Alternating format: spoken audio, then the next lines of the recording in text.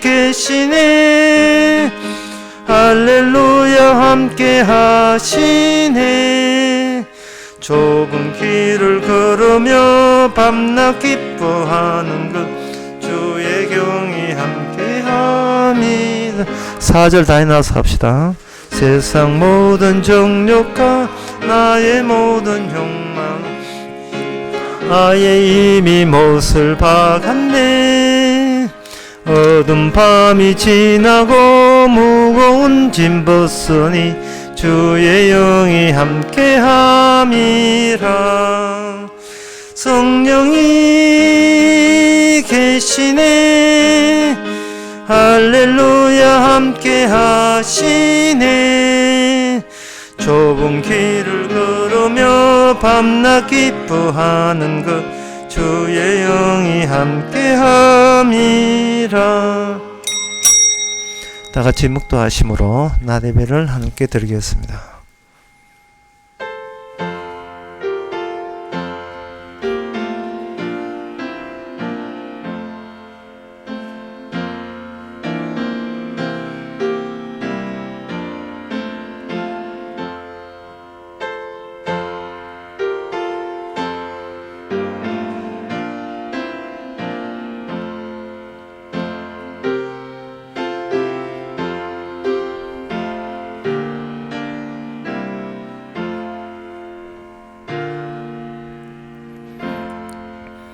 전능하사 천지를 만드신 하나님 아버지를 내가 믿사오며 그 외아들 우리 주 예수 그리스도를 믿사오니 이는 성령으로 잉태하사 동전 마리에게 나시고 본디오 빌라도에게 고난을 받아사 십자가에 못 박혀 죽으시고 장사한 지 사흘 만에 죽은 자 가운데서 다시 살아나시며 하늘로서 전능하신 하나님 옆에 앉아 계시다가 저희로서 산자와 죽은 자를 심판하러 오시리라.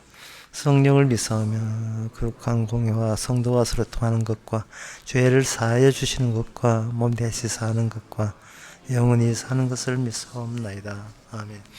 여호와여 내가 주를 불러사오니 속히 내게 임하소서. 내가 주께 부르짖을 때 내 음성에 귀를 기울이소서. 하나님 아버지, 사람만 상대하지 말고 늘 주님과 상대하면서 주님의 지시와 명령을 따르는 저희들 되게 하옵소서. 예수님의 이름으로 기도옵나이다. 아멘. 교동문 50번입니다.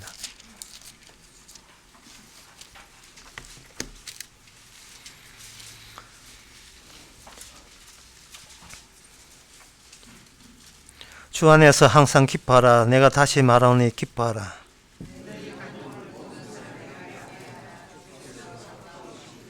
아무것도 염려하지 말고 오직 모든 일에 기도와 간구로 그리하면 모든 지각에 뛰어난 하나님의 평강이 정말로 형제들아 무엇이든지 참으며 참되며 무엇이든지 경건하며 무엇이든지 오르며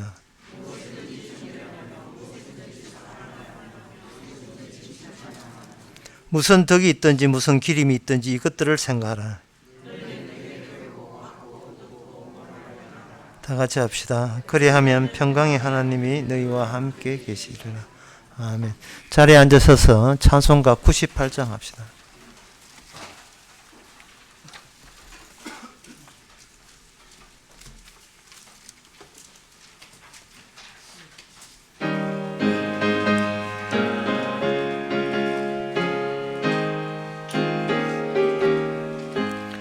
주 예수 내가 알기 전 날 먼저 사랑한 그 크신 사랑 나타나 내 영혼 거듭났네. 주 내 맘에 늘 계시고 나 주의 안에 있어 저 포도비유 같으니 참 좋은 나의 친구. 내 친구 대신 예수님 날 구원하시려고 그 귀한 몸을 버리사 내 죄를 되속했네. 나 주님을 늘 믿으며 그 손을 의지하고 내 몸과 마음을 바쳐서 끝까지 충성하리.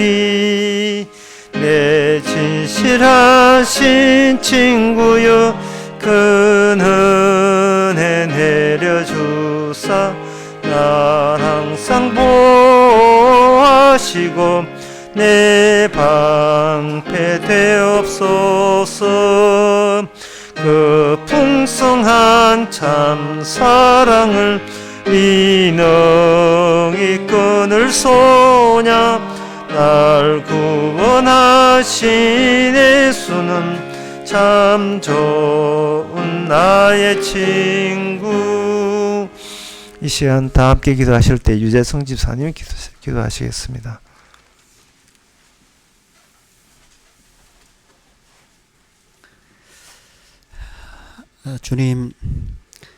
주님이 없어도 전혀 불편하지 않고 주님이 없어도 이 세상 살아가는데 전혀 힘들지 않는 이 세상 속에서 살아가고 있습니다.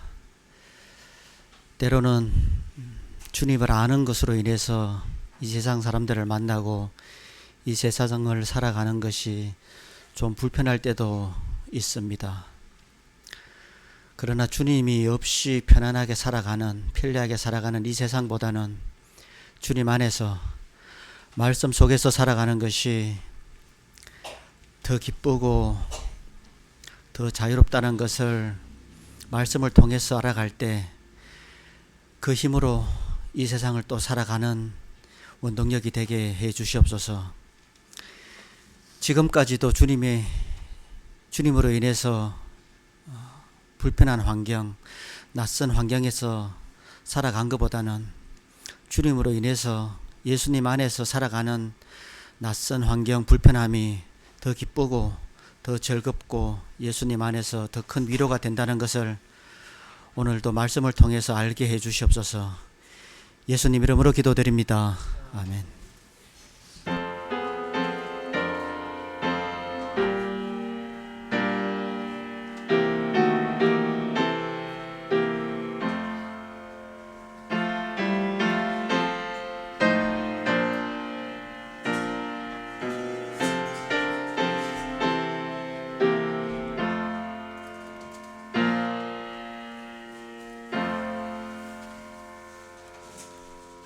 네, 이 시간 광고 없으면 찬송가 135장 합시다.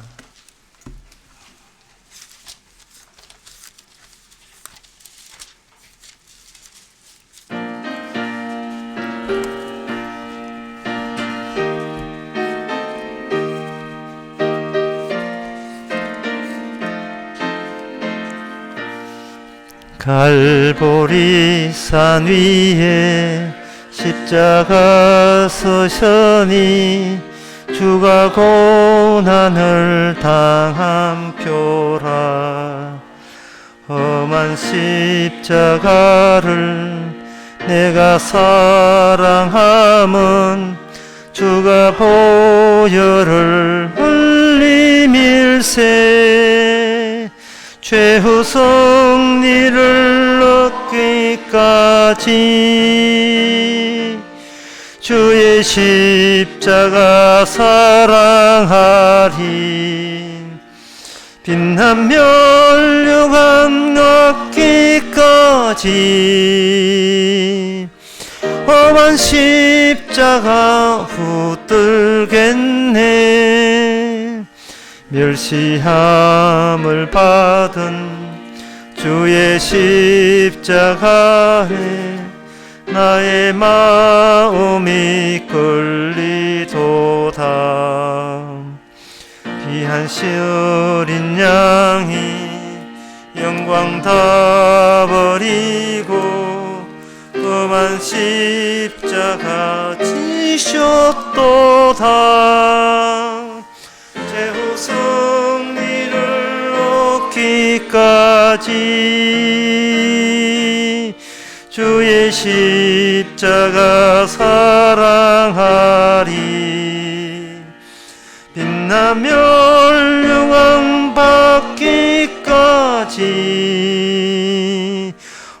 험한 십자가 붙들겠네. 험한 십자가에 주가 흘린 피를 믿는 마음으로 바라보니 남을 용서하고 내 죄 사하시려 주가 흘리신 보혈일세. 최후 승리를 얻기까지 주의 십자가 사랑하리. 빛난 멸류관 얻기까지 험한 십자가 붙들겠네. 주가 예비하신 나의 본향집에 나를 부르시 그날까지 험한 십자가를 항상 달게 지고 내가 죽도록 충성하리. 최후 승리를 얻기까지 주의 십자가 사랑하리. 빛난 멸류관 얻기까지 험한 십자가 붙들겠네. 하나님의 말씀은 데살로니가전서 4장 9절에서 12절까지입니다.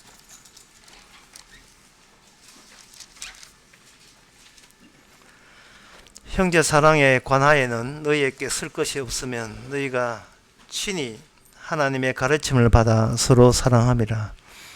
너희가 온 마게도냐 모든 형제에 대하여 과연 이것을 행하도다.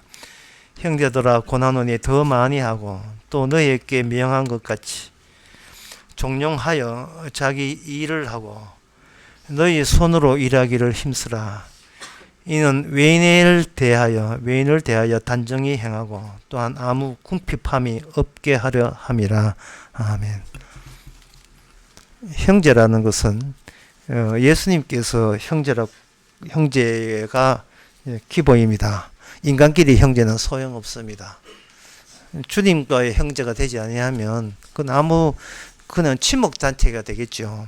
로마서 8장에 보면 예수님이 너희를 택하신 것은 예수님이 맏아들 되기 위해서 그 주님이 맏아들이 되시고 우리는 그 형제가 되는 겁니다. 미리 아신 자들을 부르시고 부르신 자를 의롭다 하시고 의롭다 한 자를 영화롭게 하시는 이 코스대로 하나님께서는 주님이 자기 형제를 만들어 나가십니다. 그래서 이 성도의 이 운명이라 할까요? 성도의 입장이 어떤 거냐 하면은 성도라 스스로 성도이기를 그만둘 수가 없습니다. 성도 되는 것도 자기 마음대로 아니듯이 성도를 취소하는 것도 나 이제 성도 안 해 라고 한다고 해서 그것이 성도 아닌 게 아니게 돼요. 왜냐하면 성도는 그 교회가 만들어내는 기성품이 아니고 주님의 수제품이기 때문에 그렇습니다. 직접 성령을 줘야 이게 성도가 되기 때문에 주신 성도를 성도 쪽에서 인간 쪽에서 그걸 취소시킬 수가 없습니다. 그래서 성도의 특징은 내가 성도 되고 싶어서 천국 가고 싶어서 교회 나오고 성도 되느냐 아니면 정말 주님의 수제품인가 이것을 알기 위해서는 한없이 끝없이 자기의 신앙에 대해서 의심을 해줘야 돼요. 끝까지 그것도 아주 즐겁게 자신감으로 안정성 있게 계속 의심을 해줘야 됩니다. 나의 한계 자체도 그것을 벗어날 수 있도록 나의 한계마저, 어떠한 한계마저도 벗어날 수 있도록, 내가 이런 것 저런 거 했기 때문에 내가 성도 됐다라는 그러한 것이 남지 않도록 끝까지 그걸 제거되도록 해야 돼요. 그 방법은 의심하는 것밖에 없어요. 나 성도 아니야, 나 신자 아니야. 그 신자 아니다는 말을 그걸 성경적으로 보게 되면 나는 사람 아니다가 되는 겁니다. 그래서 이걸 한번 정리하면 이렇습니다. 나는 이리 보고 저리 보고 요모저모 따져봐도 나는 인간이 아니문이다. 나는 사람이 아니다. 남하고 비교할 잽도 안 되고 비교할 가치조차 없다는 거. 예, 그 정도 지경까지 나가줘야 돼요. 남하고 비교해서 뭐 좀 나는 낫잖아 라는 그걸 삶의 위로로 삼아서는 안 돼요. 그것조차 벗어나 버려야 돼요. 왜 그러냐 하면은 성도가 될 때 성도가 되었으니까 네가 알아서 해라 이런 성도는 성경에는 없습니다. 성도가 됐냐? 그렇다면 이제부터 내가 너한테 지시할 거야. 내게 네한테 명령할 거야. 주님의 지시와 명령과 내가 인간 되고 싶어서 내가 사람 앞에 칭찬받고 싶어서 하는 내 짓거리하고 철저하게 이게 끝까지 비교돼야 돼요. 끝까지 비교해야 됩니다. 만약에 내가 신자 되기 위해서 내가 천국 가기 위해서 어떤 수작을 벌린다면 어떤 노력을 선한 일을 한다면 그것은 뭐냐 하면은 우리한테 주어진 주의 일을 모두가 하는 게 되는 겁니다. 이거는 내가 나를 만드는 것밖에 안 돼요. 분명히 성경에서는 주님이 자기 형제나 자기 백성이라 자기 성도는 주님이 만들고 되어 있는데 성경은 그렇게 되어 있어요. 성령을 통해서 친히 만드는데 이게 뭐 내가 자꾸 성도답게 되려고 신자답게 된다는 말은 이 분명히 성령 안 받았거나 안 그러면 받아 놨는데 뭔가 내심 뭔가 불안한 게 요소가 있고 혹시 내가 이런 나쁜 짓을 하게 되면 일주일 뒤에 큰 벼락 맞는 일이 벌어질까 그러면 나만 손해지라는 손실 이익을 자꾸 계산하기 때문에 그런 현상이 드러나는 겁니다. 그런데 이러한 현상은 우리 몸이 죽을 때까지 이게 멈추질 않아요. 그래서 미리 제가 당부하는 겁니다만은 자기 자신을 의심든다고 불안해하지 마시고요. 아예 적극적으로 자기 자신을 의심해 버리세요. 나 아니야. 나는 아니야. 나는 신자 아니야. 그걸 이제 울면, 그걸 이제 불안해서 하면 안 되고, 그걸 아주 즐겁게 해야 돼요. 자신감으로. 제가 지난 그 목요일 날 약간 멀리 여행 가서 누구를 만났는데 그분이 대뜸 차에서 내려고 하시는 말씀이 아이고, 목사님 저 신자도 아닌 저를 왜 만나려고 오셨습니까? 신자도 아닌 저를 왜 만나려고 오셨습니까? 그래서 제가 계속 오랜만에 복음 듣습니다. 이건 뭐 중하고 뭐 부처하고 스물스물하는 것도 아니고요. 왜 성도 되는 걸 내가 성도 아니라고 그걸 자신만만하게 내가 자신만만하는 것은 나는 신자 아니라는 것을 왜 자신만만하게 할 수가 있어야 되냐 하면은 이게 성도라는 것이 성경에 보게 되면 이게 사적인 문제가 아니고 이게 공적인 문제가 그 때문에 그렇습니다.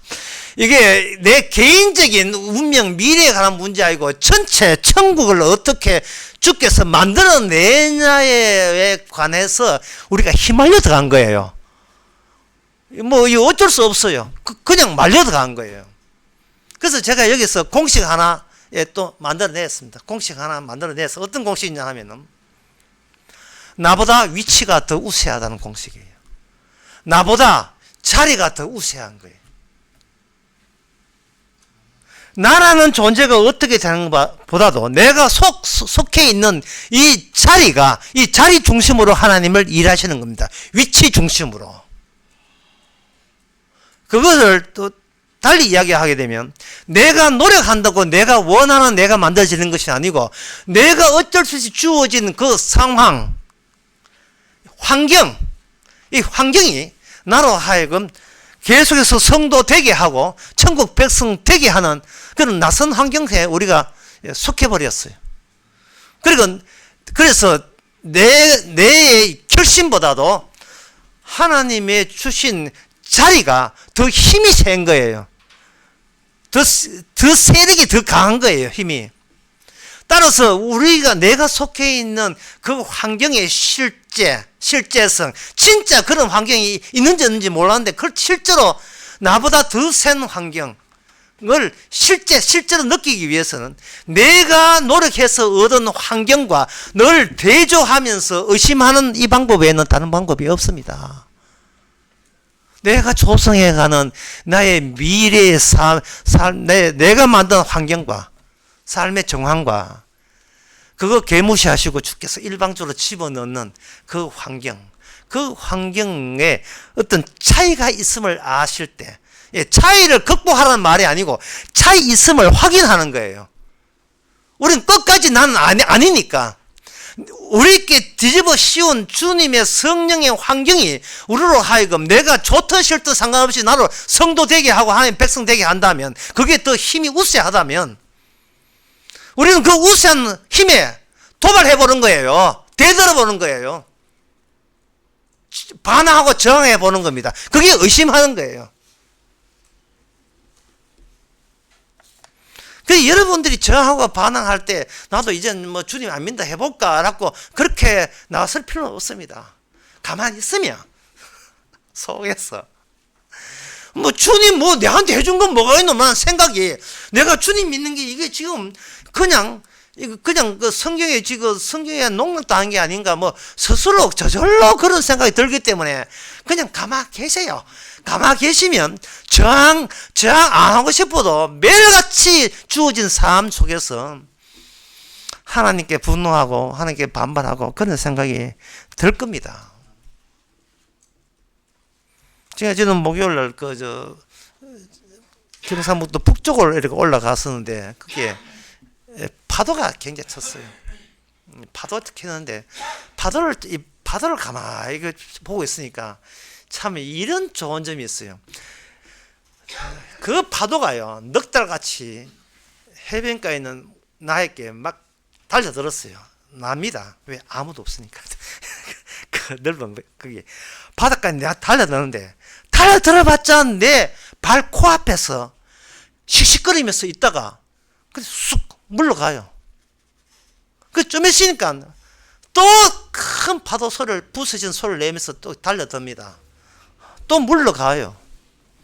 그러니까 이 바다가 아무리 힘이 세지만 무태 이게 땅이라는데 이게 묶여 있어가지고 어느 정도는 공격해도 어느 정도는 물러가는 겁니다. 그러니까 의심하시고 나는 주님 안 믿어 결심하셔도 넉달같이 달려드는 그러한 불안과 불만이 주님에 의해서 싹싹 파도 밀려가듯이 싹싹 밀려가는 그 재미나은 거, 지루할 여가가 없어요. 그 반복되는 거예요. 이 땅에 있을 때는 반복돼요. 그게 계속해서 반복되는 그 즐거움이 있습니다, 성도한테는.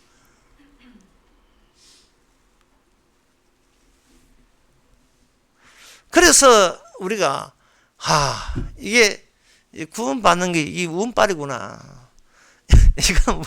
이게 노력한다고 천당하는 게 아니고 이거 완전히 제비 복귀도 아니고 그냥말로 간택됐다.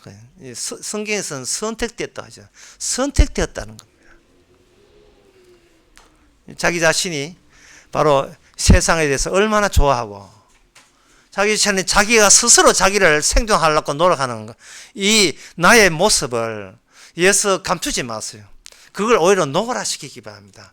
그렇게 노골화된다 할지라도 또다시 그것이 싹 씻겨져서 너는 내 사람이라는 주님의 자기 작품이라는 사실이 본의 아니게 거기서 밀려올 때 그 차이를 통해서 우리는 다시 한번 주님이 하신 일에 감사하게 됩니다. 그 일이 뭐냐 하면은 용서라는 일이에요.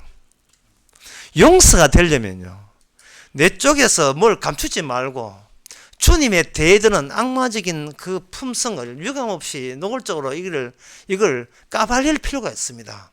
용서 값을 알려면, 용서가 얼마나 대단한 선물 용서를 알려면, 내가 보기에도 이거는 용서받지 못할 짓이라는 것을, 그걸 느끼는 순간순간들이 있어줘야 돼요. 그거 이렇게 밀물설물 확확한 이걸 가지고 뭐라고 한 내자로 해서 이걸 신앙생활이라고 하는 겁니다. 근데 신앙생활은 우리가 본인이 하는 게 아니고 죄인인 우리와 하나님과 합작해서 신앙생활하는 것을 유발하는 거죠. 만들어내는 거예요. 내가 하게 되면 내가 주인공이잖아요. 근데 주님께서 신앙생활을 하게 되면, 주님의 신앙생활은 뭐냐면 하나님의 말씀이 우리보다 더 우세하거든요. 아까 자리 위치라고 하는데 그 위치가 뭐냐, 세상은 말씀대로 만들어졌다. 이 말씀대로 만들어진 것과 내 뜻대로 모든 일이 뜻대로 내가 원하는 대로 만들어져야 된다는 이 고집과 주님의 열심 사이에서 그게 둘이 아울러서 같이 만나줘야 이게 신앙생활이 되는 거예요. 이걸 오늘 본문에 뭐냐면 형제끼리의 생활, 형제 생활이라고 볼 수가 있습니다. 오늘 본문에서. 그래, 형제 생활을 되려면 우리는 뭘 해야 되냐 하면은 형제를 만나야 되겠죠. 그래서 만나는 걸 가지고 오늘 본문에 뭐냐, 일하라는 거예요. 일은 뭐냐, 만남입니다. 일은 만남이에요. 어지떠지 온통 세상 천태만상 모든 인간 다 만납니다. 만나야 돼요. 만나는데 오늘 말씀에 보면 일해야 될 이유가 12절에 아무 궁핍함이 없게 하라 이렇게 되어 있어요. 궁핍함이 없게 하라. 일을 해라.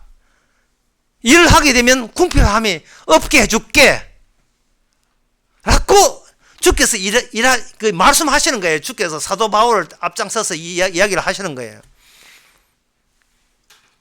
그러면 우리가 밀물설물, 다시 하면 나는 내가 따로이 내가 원하는 내 인생 만들고 싶어 라고 할 때에 주께서 뜻은 뭐냐면 일해라. 어지떠지 마음에 들지 않는 다 만나라.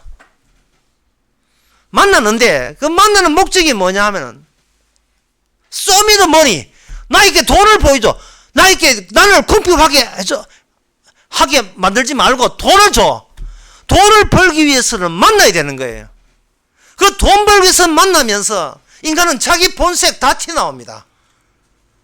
뭐 신앙이니 뭐 하나님 믿고 예수 믿고 그게 돈 앞에서 그게 무슨 짝이 소용이 있습니까? 아무 소용 없는 건데요. 제가 아까 했잖아요. 주님을 주님 나 신자인 것 같아. 어때 신자인 노력해보겠다. 노력하지 마세요. 그냥 집에 놀지 말고 일하시면, 세상에 나가시면, 신자가 아니라도 우리 이렇게 지독스럽게 신자 아닐 수 있는가를 완전히 세상에 나와서 다 까발리게 될 것입니다. 그런데 그것도 신앙이라고 자기 변명에 또 나서네요. 구차한 변명들을 해가면서, 그게 뭐냐 하면, 그게 자기 기만이라 하는 겁니다. 자기 기만. 그러니까 쉽게 말해서 성도라는 것은 뭐냐면 불신자가 되었으면 몰랄 뻔한 인간 나의 더러운 것을 성도 되고 난 뒤에 하나님께서 본격적으로 그걸 체험 실습을 시키는 대상이 바로 성도예요. 성도이기 때문에 온갖 추잡고 더러운 것은 다 경험하게 하시는 겁니다. 그 추잡고 더러운데 그 추잡고 더러운 경험이 그걸 한마디로 말하냐면 자기 기만이에요. 자기 기만이라는 말은 뭐냐? 내가 나를 속이는 겁니다. 남들이 나를 속일 때 그걸 속인다는 것을 왜 아느냐 하면 평소에 본인을 얼마나 많이 속여왔기 때문에 저거는 나를 속이는 짓이다 하는 것을 본인이 간파가 되는 겁니다. 좀 어렵게 말씀드리면 이렇습니다. 내가 내가 뭘 되고 싶은 게 있어요. 뭐가 되고 싶다 하는 것을 가지고 뭐냐 하면 나는 사물이 되고 싶은 거예요. 어떤 특정 사물. 마네킹도 사물이죠. 사람에게 있어서 목표가 있다면 그 목표는 내가 기대하는 모든 목표는요. 전부 다 하나의 물체가 돼요. 하나의 사물이 된다고요.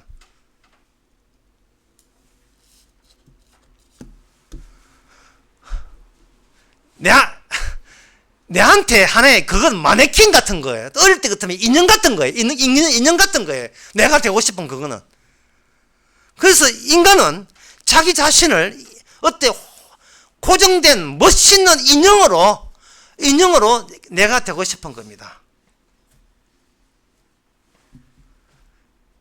근데 그 사물이 되기 위해서 부지런히 움직이는 것은 그거는 내가 물체가 아니거든요. 그래도 물체가 아닐 때 내가 되고 싶은 이상체를 사물로 봤을 때 그걸 내가 노력하는 그걸 뭐라고 하냐면 초월이라고 해요. 초월이라고 하는 것은 내게 현재의 난관과 고난과 결핍 요소를 뛰어넘는 걸 초월이라 해요. 내가 그 정도까지 하게 되었어. 이게 초월이에요. 내 목표에 도달되는 것은 하나의, 되고 나면 나한테 하나의 목표점이니까 사물이 되지만 그 가기까지 뛰어넘어야 노력하는 것은 나이가 초월적인, 영적인 노력을 발휘할 정도로 나는 그런 초월자 되고 싶은 열망으로 가득 차 있는 겁니다. 그런데 이 두 가지 모든 것이 이게 자기가 누군지도 모르는 자기 속임수에 불과한 거예요. 왜 인간은 자기가 이상적인 대상이 되고 싶으냐? 그 이상적이 되고 싶은 이유가 거기에 도달하게 되면 내가 더할 나위 없는 내한테 자유가 확보되기 때문에 우리는 그걸 목표로 삼는 겁니다.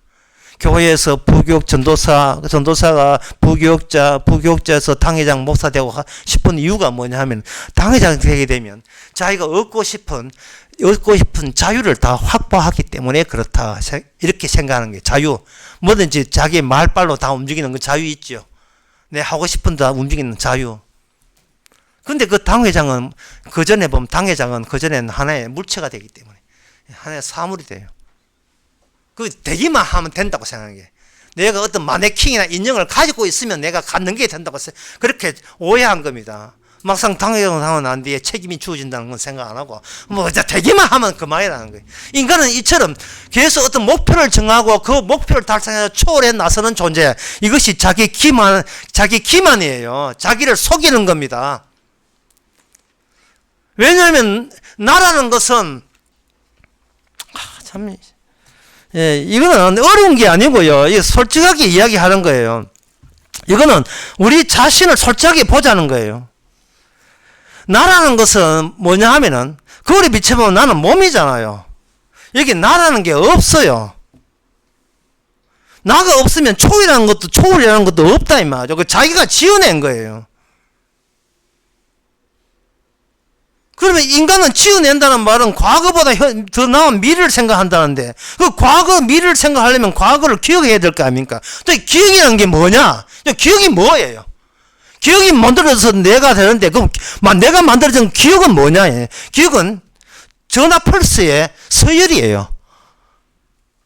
두뇌의 시냅스가 있는데 두뇌 세포의 시냅스가 마이너스 35 마이크로볼트에서 플러스 30볼트까지 전화 펄스, 전기 에너지잖아요. 전기 에너지. 이걸 서열화시킨 것이 기억이고 그 기억이 모여진 것이 나라는 겁니다. 나라는 기억이에요. 거짓말 그치요? 의사한테 한번 물어보세요.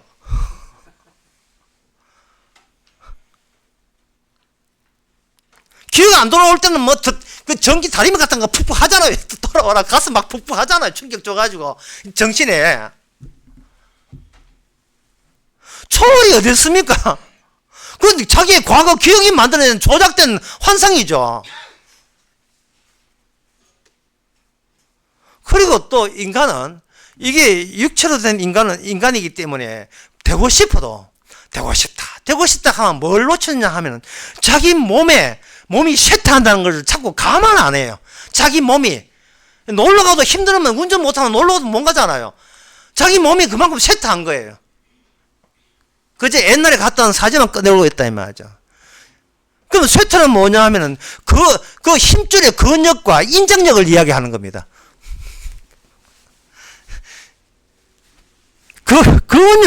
근육이 힘 떨어지면요, 직장에서 일 못해요. 직장에서 일 못하면 직장에서 눈치 보여서 나가야 되고요. 나가면 돈만 벌면 굽힙한 거예요. 가난해지는 겁니다. 가난해지게 되면 돈이 없으면요, 내가 원하는 마네킹 인형을 내가 될 수가 없어요. 자기 기만하는 것은 자꾸 뭔가 현실을 속이는 거예요. 자꾸 끊임없이 속이는 겁니다. 내가 내한테 속아 넘어가는 거예요. 이 문제가 어디서 잘못됐냐, 왜 사람들은 그렇게 생각하냐면, 제가 아까 이야기했어요. 이야기해서 또 다 돌아서면 또 기억이 안 나니까 다시 말씀드려요. 이게 뭐냐면 모든 것이 사적으로부터 출발해, 공적이 아니고 사적부터 출발하기 때문에 그렇습니다. 이 성경에 보면 역대하 18장 20절에 보게 되면 거기에 선지자 400명 나오거든요. 400명 나오는데 거기 미가야 선지자가 나옵니다. 미가야 선지자한테 그 왕이 물어요.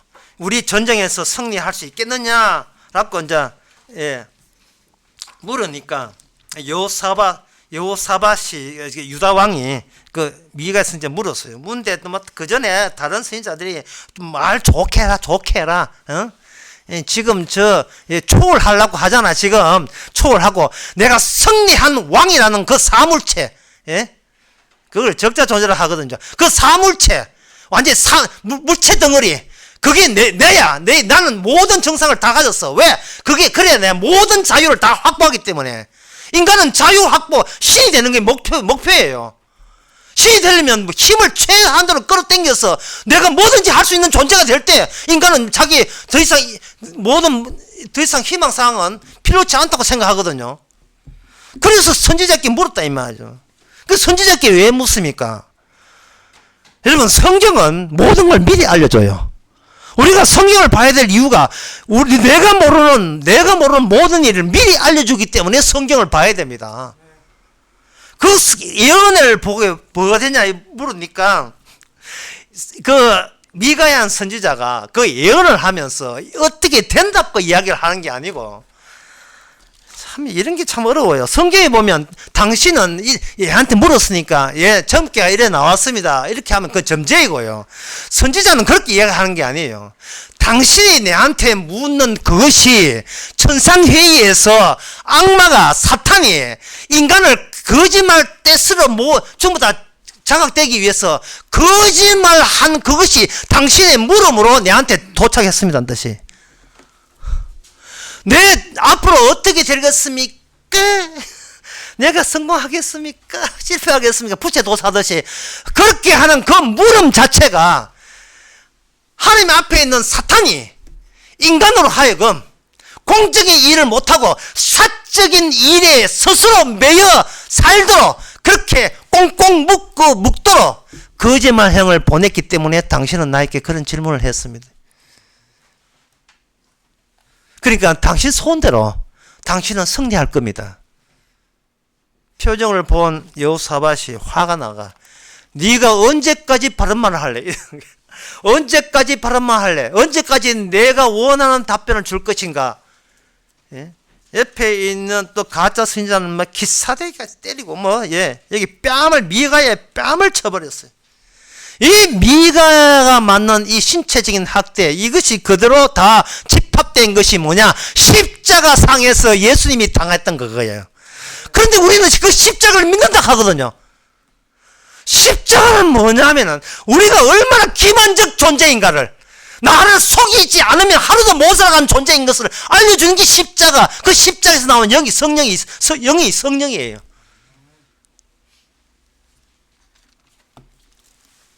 다시 말해서 하나님께서 우리에게 요구하는 것은 제발 끝까지 거짓말쟁이가 되어라. 그리고 그것과 주님의 용서하심과 비교해보라.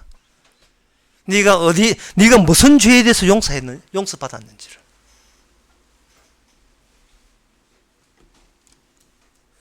오늘 본문을 대충 이래 봐버리면요. 여기 자기 일을 하고 너희 손으로 일하기를 힘쓰라 이런 외에 단정히 행하고 매일 나오는데 이걸 그냥 보면 선한 자는 일하는 자, 일 안 하는 자는 악한 자가 되어버려요. 그러면 이렇게 되어버리면 일한다는 그 이유만으로 선한 자가 되고 선한 자는 죽어서 어디 가지요? 지옥 갈 수가 없지요. 선한 자는 천국 가야 되죠. 그래서 나온 사람들이 저 사람은 일 안 하니까 지옥 가고 나는 일하니까 나는 천당 간다 라고 비교할 거다 이 말. 그런데 이 사람은 뭐를 고려 못하느냐 하면은 형제라는 것이 뭔가를 고려하지 않습니다. 그렇다면 형제에 대해서 제가 여기 주보 뒤에 요약되어 있는데 거기에 간단하게 설명되어 있어요. 형제가 뭐냐? 요한복음 15장 12절에 보면 형제란 뭐냐? 형제란 친구를 위해서 자기 목숨 버리면 그게 형제 사이예요. 요한복음 15장 12절 14절 나옵니다.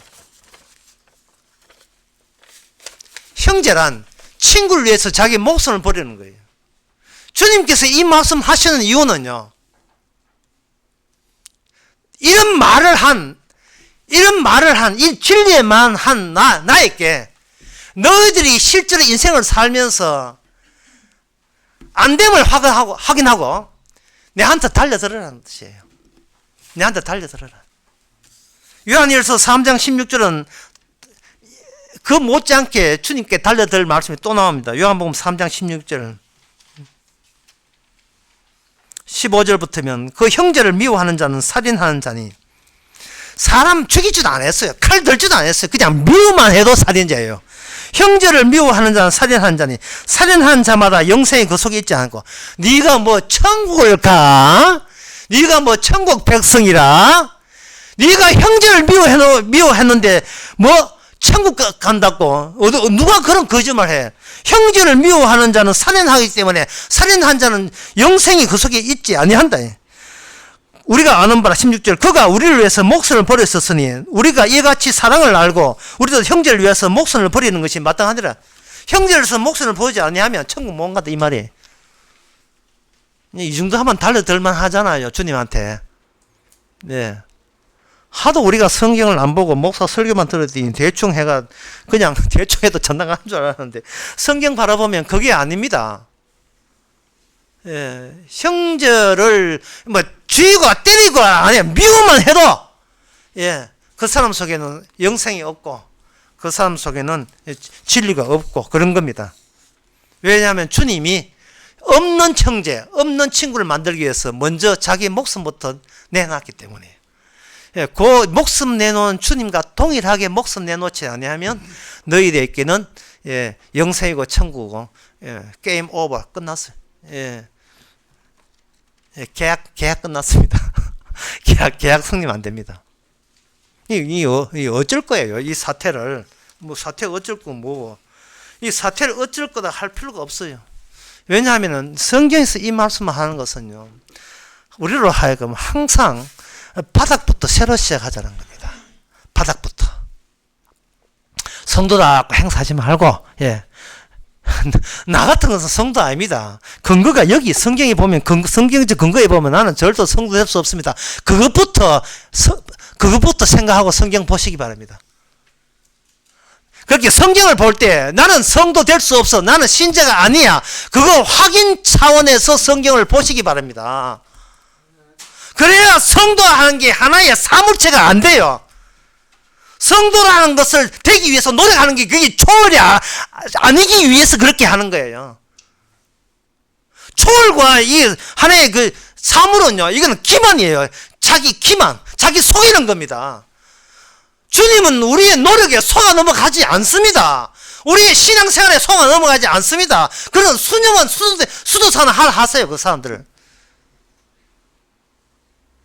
왜 사람들은 성도가 될 수 없냐 하면 막상 누구를 만나서 돈벌이에 나서게 되면 그딴 신앙생활 그 하나님 예수 그거 돈벌이에 전혀 도움되잖아요. 왜 그러냐 하면은 원래 생긴 먹은 것이 그거예요. 우리의 이 출생 자체가 원래 생긴 먹은 것이 우리는 이 돈이라는 그 생존이라는 것에서 못 난 몸으로 태어났기 때문에 그렇습니다. 그걸 아주 날 것으로 생생하게 그걸 받아들이자 이 말입니다.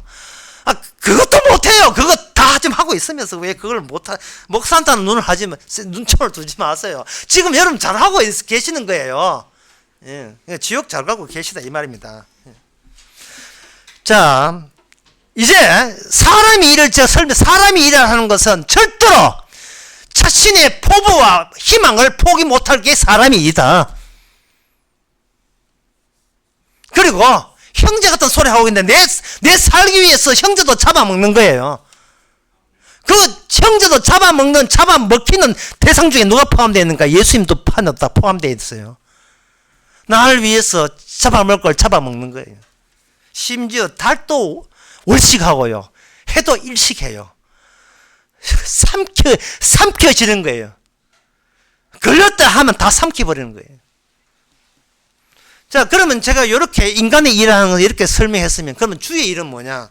시편 127편에 여호와께서 집을 세우지 아니하시면 세우는 자의 수가 헛되다. 주의 일은 인간의 일을 뜯어내는 일이 주의 일입니다. 우리는 나를 위해서 할 도리 다 합니다. 하세요. 하시고 주께서 그걸 뜯어내서 그 안에 날 것을 그대로 노출시킵니다. 속이 시원하게 그 뜯어낼 때야. 예, 왜냐하면 뜯어낼 때에 내가 주고 마땅함이 그대로 노출되니까. 이게 뭐냐 하면 이게 성도입니다. 성도란 하늘이 노출된 사람이 성도예요. 하늘로 노출된 사람. 연세 말하는 모자 쓰잖아요. 모자 쓰면 모자가 이렇게 폐쇄되어 있죠. 근데 모자를 이렇게 벗어버리면 모자가 하늘을 향하여 개방되어 있죠. 개방되어 있습니다. 성도는 늘 자기를 지키기 위해서 모자를 깊게 써요.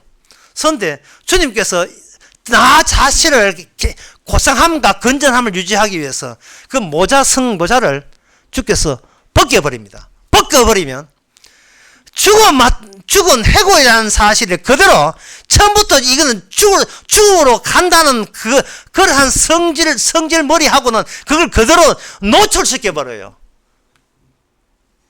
성령이 바람이 싹 불지요. 성도 같으면 속이 다 시원한 거예요. 마태복음 15장 13절에 이런 말씀 나옵니다. 예수님께서 대답하여 가라사대 심은 것마다 내 천부께서 심지 아니하는 것은 다 뽑힌다. 내 아버지께서 심지 않은 건 다 뽑아내신다. 이 뽑아낼 때 이거 얼마나 이게 시원한 일입니까? 잡티 뽑아내는 것도 시원한 일인데 이 잡티가 아니라 통째로 뽑아내버립니다. 통째로 뽑아내서 어디로 데려가느냐 하면 십자가 피 흘린 그 상자 안으로 집어넣어버립니다. 그게 뭐냐 하면 나에서 자리로의 사적 나에서 공적 자리로 이동시키는 거예요. 반복해서 이동시키는 거예요. 이 자리에 네 자리가 이게 바로 사랑의 자리야. 주님께서 먼저 우리가 형제 될 수 없음을 분명히 하시고 제자들이 형제 아닙니다. 주님의 친구 아닙니다. 제자들은 친구 될 수 없고 주님과의 형제 될 수 없어요. 없는 것을 보여주기 위해서 예수님께서 먼저 자진해서 자기 목숨을 바쳤습니다. 바쳐가지고 일방적인 만남, 일방적인 관계를 가졌어요. 네 안에 내 목숨이 있다. 네 안에 내 피 들었다. 너와 나가 한 자리를 용서라는 자리를 형성한다. 이걸 일방적으로 제자들에게 성령을 통해서 다가갔습니다. 처음에 그 제자들은요, 걸음만 나살려하고 예수님 3일간 만난 예수님을 기피하고 그들은 도망쳤지요. 도피했습니다. 그게 사적 공간이에요. 끊임없이 피하는 거예요. 자꾸 도망치고 피하는 겁니다. 그런데 주님께서 오셨습니다. 너희들은 피하지, 나는 너희를 쫓아갈 거야. 왜? 나의 작품이니까. 나의 제품이니까. 내 생성품이니까. 마태복음 7장에서는 그걸 뭐라고 되냐 하면 나의 열매라고 하죠. 열매라고 되어 있습니다. 마태복음 7장에 7장 17절에 보면 이와 같이 좋은 나무마다 아름다운 열매를 맺고 못된 나무가 나쁜 열매를 맺나니 좋은 나무가 나쁜 열매를 맺을 수 없고 못된 나무가 아름다운 열매를 맺을 수 없다. 주님께서 스스로 자기 원칙을 정해버렸습니다. 어떤 원칙이냐 하면 예수님은 나는 좋은 나무이기 때문에 좋은 나무에서는 반드시 좋은 나무가 나무만 있는 게 아니고 좋은 나무는 반드시 좋은 열매를 맺는 것을 통해서 내가 좋은 나무라는 사실을 환원시키겠다는 거예요. 그걸 확인시킨 작업에 나선 거예요. 그래서 우리는 분명히 나는 나쁜 나무인데, 나쁜 물체인데, 누구의 열매로서 우리를 만들어버려요. 누구의 열매냐? 예수님의 열매가 된다면, 아무리 나 스스로 나는 인간도 아니야, 신자도 아니야, 난 성도도 아니야, 난 나빠, 나는 돈만 밝혀, 나는 내 계획만 밝혀, 난 내 자유만 원한다고 해도, 이미 소속이 나보다도 우세한 게 뭐냐? 위치고 상황이고 자리이기 때문에 주님께서 우리를 열매 삼은 사람은 좋은 열매인 것을 통보해 주는 그것이 그 소식이 말씀을 통해서 계속 주어지게 됩니다. 그러면 이 세상은 나는 나 위주가 아니고 말씀 위주가 되는 거예요. 아무리 악마가 파도처럼 넉달같이 오고 아무리 내 불안과 근심이 오더라도 결국은 씻겨 내려가게 되면 나는 나를 위해서 존재하는 것이 아니고 주님의 그 말씀하신 말씀을 성취하기 위해서 나는 이렇게 주님께서 일방적으로 나를 채택했다는 사실만 그 현장에 남지요. 그거 남고 그 다음날 그러니까 나는 성도하고 까불다가 다시 성도를 까불다가 그 까부는 그거 자체가 그게 바로 내 기만이라는 사실을 또다시 발견하게 되는 겁니다.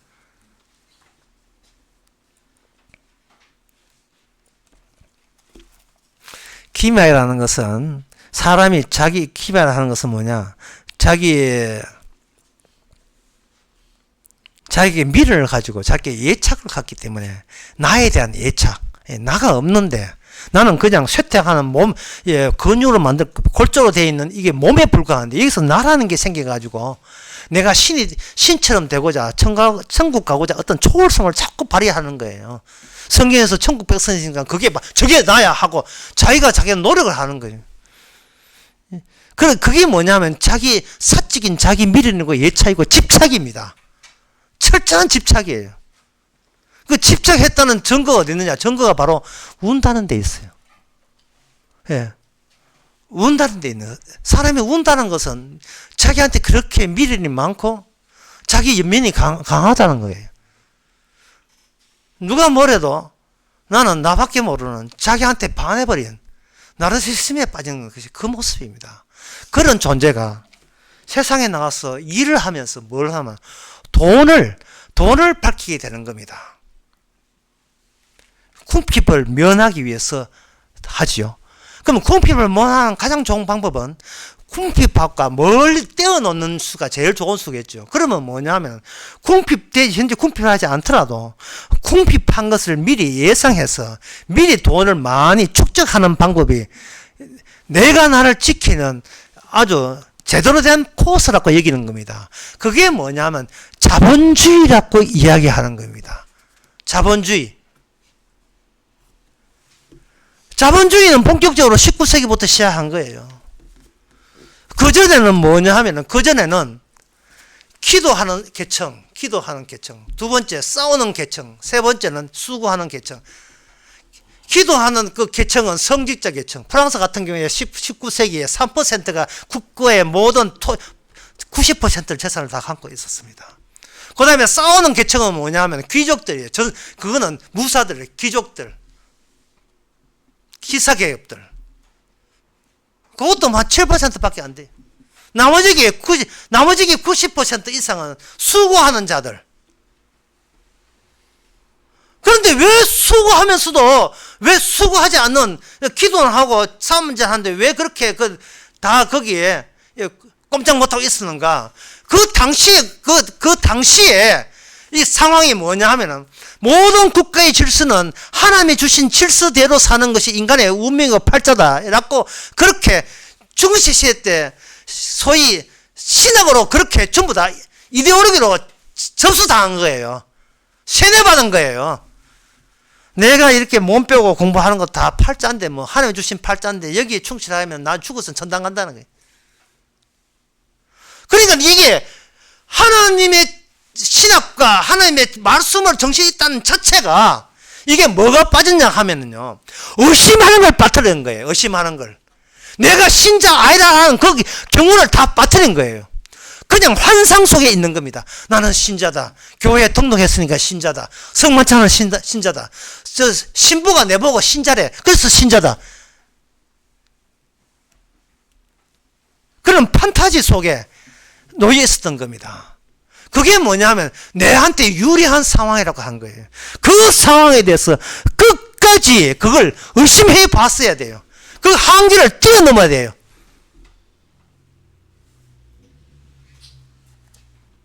그게 성경에 나오거든요.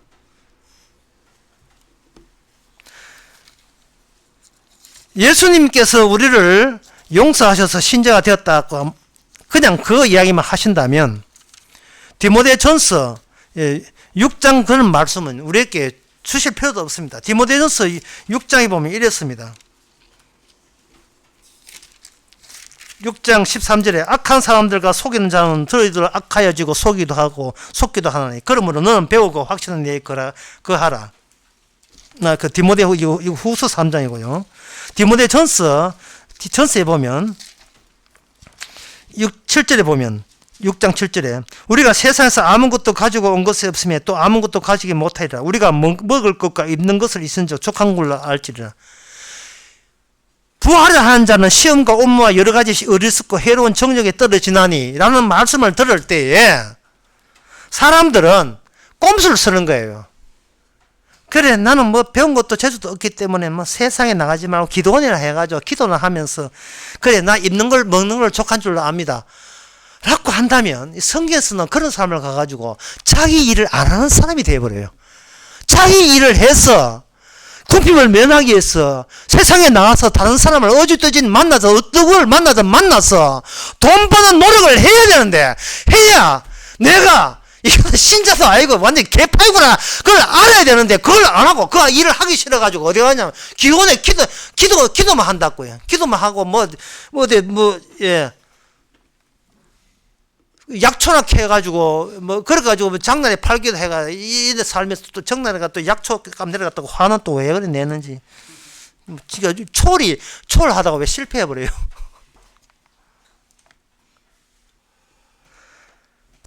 돈을 사는 게 일만한 게 뿌리가라는 것은 이게 네가 기만하고 네가 감추었던 네 본성이 요 다 나와 있다는 거예요. 돈을 사랑하기 일망의 뿌리를 할 때 일망의 뿌리 그건 안 들었다 치고요. 앞에 뭐가 없는 거예요. 돈을 사랑해라. 그게 네한테 딱 맞아. 네가 돈 없이 뭐 돈 사랑 안 하지. 돈은 있어 봐요. 돈을 왜 사랑 안 할까요?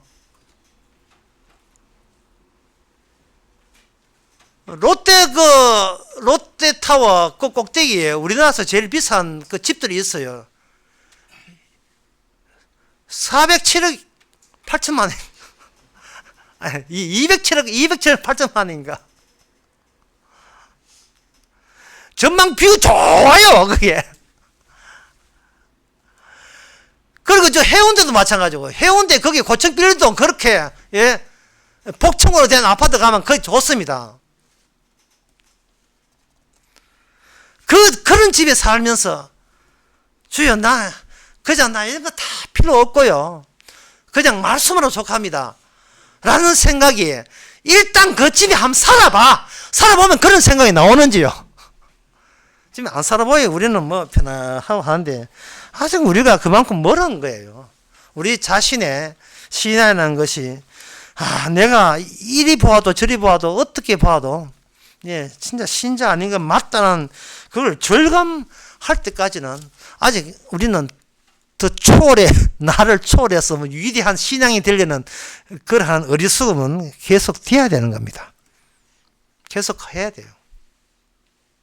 다시 말씀드리면 주님의 일은 주님의 일이 따로 있는 게 아니에요. 인간의 일을 하고 저리 가 빨리 가. 일단 인간을 세상에 보내놓고 그 다음에 주의 일이 뒤따라가 가지고 우리의 모든 것을 미리 성경은 모든 걸 아시니까요. 우리 자신은 내 자신에 대해서 몰라요. 그게 늑 달라 들어가지고 우리의 인간의 일을 다 뜯어냅니다. 인간의 일, 네가 하는 일은 내가 미리 성경을 줬지 도저히 용서받지 못할 일에 너는 거기에 완전히 빠져 있다는 겁니다. 용서받지 못할 일 빠져 있는 거예요. 그래서 용서가 빛이 나는 거예요. 용서받지 못할 일을 했음에도 불구하고 용서를 받았으니까 이게 바로 주님의 피로 맺은 형제요. 이게 바로 친구잖아요. 얼마나 감사합니까?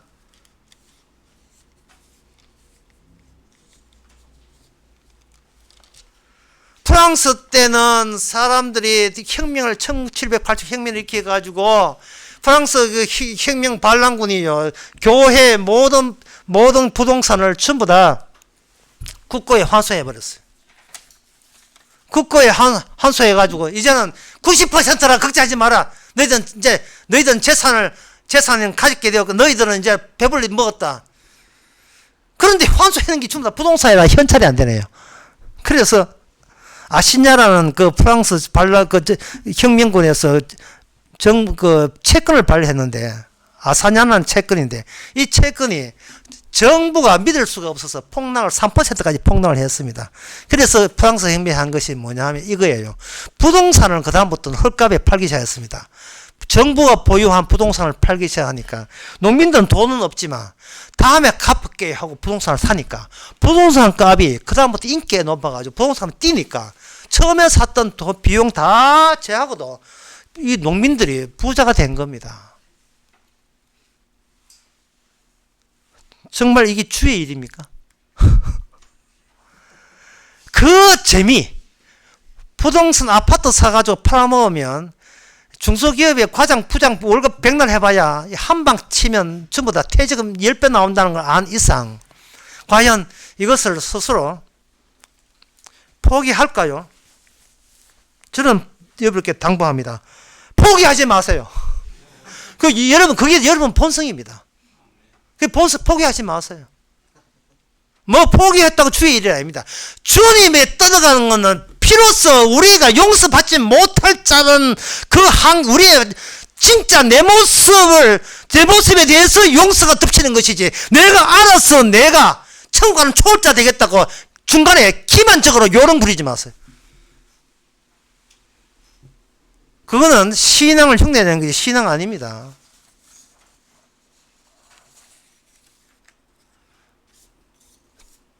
독일은 또 어떻고요? 독일은 1919년 바이마르 공화국에 설치하고 1차 대전 후에 보상을 받는데 받을 수가 없거든요. 그래서 국민들에게 표를 얻기 위해서 서로 여러분들에게 잘 살게 해달라고 그때 정권이 48개의 정권이 난입했어요. 48개 정당이 있어요. 정당이. 국회가 엉망이죠. 1차 대전 때 터무니없는 보상금을 받고 갚을 길이 없어가지고 미국으로 금은 계속 나오고 있고요. 독일 사람들 열심히 해봐야 저기는 계속 남의 식민지처럼 미국의 식민지처럼 되었으니까 여기서 반발이 일어났습니다. 그때 등장한 사람이 히틀러인데 1933년 히틀러가 국가사회주의 독일 노동당이라는 걸 만들어가지고 나치 중심으로 재편하면서 제일 먼저 한 게 뭐냐면 농업 보호 정책을 했고 단정한 제복을 입고 하면서 그 다음에 한 게 뭐냐면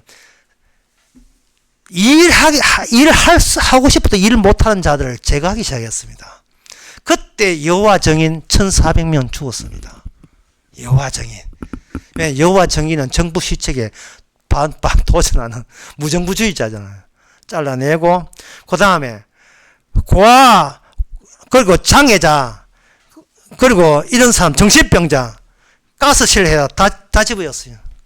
수용소가 독일 내에도 엄청나게 많아서 수용소가 2차 대전 때 생긴 게 아니에요. 그 전에 가스를 다 있었어요. 죽여버렸습니다. 그런데 이 뭐는 사람이 군피방을 면하기 위해서 잘 산다는 것은 이 세상적인 방법은 누가 독재자가 와가지고 개 패듯이 패줘야 돼요. 이거는 이 세상은 그럴 수밖에 없습니다. 노동조합 작살내놨어요. 노동조합이 어디서 노동조합이. 자본가들은 도둑놈입니다. 왜? 노동자를 착취하기 때문에 도둑놈들이에요. 노동자를 착취하기 때문에. 그냥 그 자본가보다 더 도둑놈이 누구냐 하면 노동자예요. 농떼 부르는데 천재입니다. 그래서 노동자들은 자기보다 일 많이 하는 노동자를 용서하지 않습니다. 왜? 지 농떼 보려고 하는데 착취를 해보니까 이거는 이거 자기가 한 계획이 다 깨지잖아요. 왜 노동자가 도둑이냐 하면 자본가들은 도둑은 아니에요. 왜냐하면 도박꾼이죠. 근데 노동자는 도박도 안 하려고 해요. 남 도박한 거 판돈 빼먹지 도박을 안 하려고 해요. 개인 사업체도 싫습니다. 망하기 때문에. 개인 병원도 안 차려요. 그냥 월급 뼈에서 하려고 하는 겁니다. 남이 도박한 거 그거 빼먹는 거예요. 그러니까 모든 인간은 다 도둑이고 모든 인간은 전부 다 강도입니다. 자기의 사적 그거밖에 몰라요. 그것을 짧은 인생 90이라는 짧은 인생 살면서 그걸 여러분 혹독하게 경험하라고 주님께서 일하라고 한 거예요. 일하고 돈벌이 나서라는 겁니다. 그리고 모자 벗고 주님 앞에 노출되고요. 주여, 용서는 하늘에서 주는 것이지 내가 착하게 산다고 용서받는 게 아니군요. 이게 바로 주님의 형제입니다. 기도하겠습니다. 하나님 아버지, 환상 속에 빠져서 내 잘되면 다 잘될까 여겼던 이 모든 것이 주님의 말씀 앞에서 거짓으로 드러났습니다. 일하고 돈벌이 나서는 것, 그 자체가 우리의 본성을 아는 계기요, 얼마나 추악한 존재인 것을, 나밖에 모르고 돈밖에 모르는 인상인 것을 감사하면서 그걸 느끼면서 주님의 용서가 얼마나 큰 복인 것을, 행운인 것을 깨닫는 저희들 되게 하옵소서. 예수님의 이름으로 기도합나이다. 아멘. 찬송가 291장 합시다.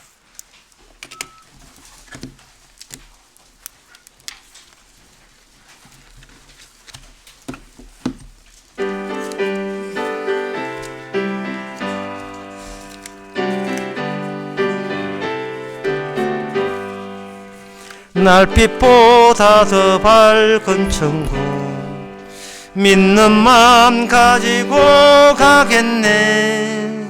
믿는 자 위하여 있을 곳 우리 주 예비해 두셨네. 며칠 후 요단강 건너가 만나리. 며칠 후 요단강 건너가 만나리. 찬란한 주의 빛 있으니 거기는 어두움 없도다.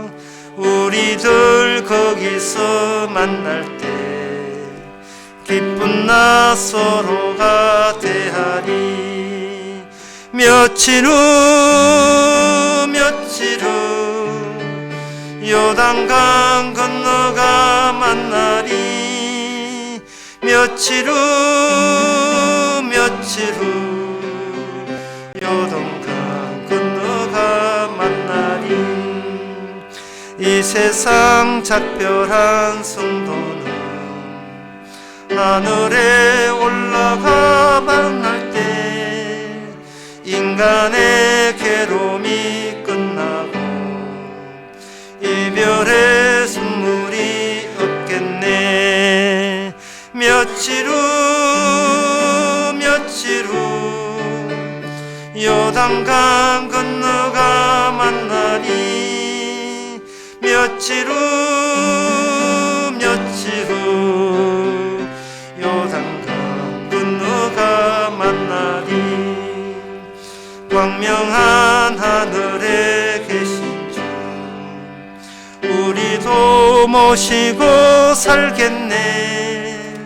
성도들 즐거운 노래로 영광을 주 앞에 돌리리. 며칠 후 요단강 건너가 만나니 며칠 후 요단강 건너가 만나니. 아멘. 기도합시다. 지금은 우리 주 예수 그리스도 은혜와 하나님의 거친 사랑과 성령의 충만하심이 주께서 왜 육신을 오셨고 왜 피를 흘려셔야 하는지 이제는 감사함으로 바라는 모든 성도의 주 이름으로 축원하나이다.